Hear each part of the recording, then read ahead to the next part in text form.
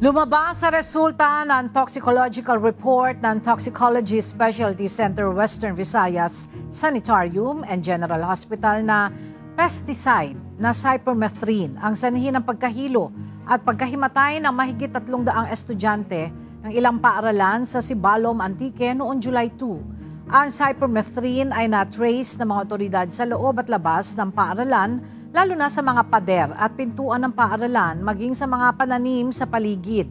Lumabas din sa resulta ng laboratory test na may ilang estudyante na na-expose sa methanol na ginagamit sa pesticide at fogging. Bunsod dito, inirekomenda ng Task Force PIS-ANAN ang pagsasagawa ng investigasyon sa ilang individual na sangkot sa insidente.